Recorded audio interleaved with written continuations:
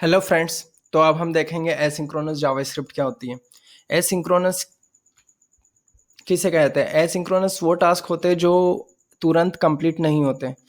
एक ऐसे टास्क जो जावास्क्रिप्ट में जो टाइम लगाते हैं और जिसमें तुरंत उसका रिजल्ट नहीं मिलता। तो जो वक्त रहता है हमारे पास, जब तक हम उस टास्क के कंप्लीट होने का वेट करते हैं, तब तक हम दूसरा कुछ कर सकते हैं। ओके। सो जैसे कि हम देखेंगे कि हमारे पास क्या है। हमारे पास एक वॉशिंग मशीन है। इस वॉशिंग मशीन में जब मैंने क्लॉथ्स डाले, उन क्लॉथ्स को धुलने में टाइम लगा। तो ये जो हमारे पास टाइम है, इस वक्त हमें वेट करना होगा।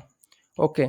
तो जो ये वेटिंग टाइम है, क्या इस वक्त मैं अपने टाइम का यूटिलाइज करके किसी और काम को कर सकता हूँ? हाँ। तो जावास्क्रिप्ट की भी वैसे ही है। जब तक हमारा कोई सा टास्क वेटिंग में है, तब तक हम दूसरा काम कर सकते हैं। तो इसके लिए हमें देखना चाहिए कि पीएचपी और जावास्क्रिप्ट में डिफरेंस यही है। तो जावास्क्रिप्ट है वो नॉन ब्लॉकिंग कोड होता है। मतलब ये हमारा टाइम ब्लॉक नहीं करता। मतलब ये हम इसमें जब तक किसी टास्क को कंप्लीट होने तक का वेट कर रहे हैं, तब तक हम दूसरा काम कर सकते हैं। लेकिन पीएचपी ब्लॉकिंग होता है। ठीक है। तो जैसे कि इसमें हमारे पास एक टास्क है 1 2 3 4। ओके। सो इसमें क्या, जो सेकंड वाला टास्क है, ये डाटाबेस को कॉल कर रहा है।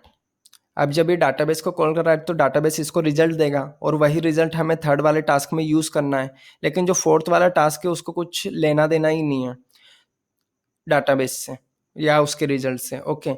सो इन पीएचपी में क्या होगा, हम पहला वाला टास्क कंप्लीट करेंगे, फिर सेकंड वाला करेंगे, फिर उसके बाद जब उसका रिजल्ट आ जाएगा तो हम थर्ड वाला टास्क कंप्लीट करेंगे, फिर फोर्थ वाला। ओके। सो ये पीएचपी में ऐसा होता है। लेकिन जावास्क्रिप्ट में क्या होता है, जब हमने पहला वाला टास्क कंप्लीट करा, ओके, उसके बाद हम सेकंड पे मूव ऑन हुए, और मूव ऑन होने के बाद हम यहाँ पे अब डाटाबेस से कनेक्टेड है। ओके।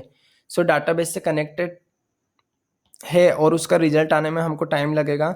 तो हम जब तक क्या करेंगे, जब तक हम मूव ऑन कर देते। अब थर्ड वाला जो टास्क था, उसके अंदर तो हमें डाटाबेस का यूज़ करना था, इसलिए थर्ड वाले टास्क को मैं अलग डाल देता हूँ। जो डाटाबेस के बाद जो रिजल्ट आएगा, उसके बाद वो एग्जीक्यूट होगा, और सेकंड के बाद मैं डायरेक्ट फोर्थ को डाल देता हूँ। ओके। सो यहाँ पे क्या हुआ, जब पहला टास्क कंप्लीट हुआ, उसके बाद सेकंड हुआ, वो डाटाबेस से काम कर रहा है। अब वो साइड में चल रहा है, लेकिन इसके बाद हम डायरेक्ट मूव ऑन करके फोर्थ पे आ गए, और जैसे ही डाटाबेस का रिजल्ट आया, वैसे ही ये थर्ड वाला पार्ट एग्जीक्यूट हो जाएगा। तो जावास्क्रिप्ट में हम एसिंक्रोनसली प्रोग्राम करने के लिए क्या क्या यूज़ करते हैं? एक तो प्रॉमिस और दूसरा है अवेट। प्रॉमिस एक ऐसा ऑब्जेक्ट है जिसके तीन स्टेट होते हैं। तीन स्टेट होते हैं: पेंडिंग, रिजॉल्ट एंड रिजेक्टेड। तो जैसे हमने वॉशिंग मशीन में हमने क्लॉथ्स रखे, तो उसके बाद क्या होगा कि उनको धुलने में टाइम लगेगा। तो जब तक वो वर्क प्रोसेस में है, तब तक वो पेंडिंग है, उसका स्टेटस पेंडिंग है। जैसे ही वो सक्सेसफुली कंप्लीट हो जाता है, तो उसका स्टेटस रिजॉल्व हो जाएगा। या फिर अगर उसमें कोई एरर आ जाती है या मशीन ख़राब हो जाती है, तो वो काम नहीं होगा उसमें कंप्लीट सक्सेसफुली, इसलिए वो रिजेक्ट हो जाएगा।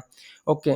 सो हम ये तीन टाइप से, तीन स्टेटस है प्रॉमिस के, इनकी हेल्प से हम प्रोग्रामिंग कर सकते हैं, प्रॉमिस बेस्ड एसिंक्रोनस प्रोग्रामिंग। और इसके अलावा अवेट भी होता है। तो पहले हम प्रॉमिस सीख लेते हैं कि प्रॉमिस क्या होता है। Okay guys, thanks.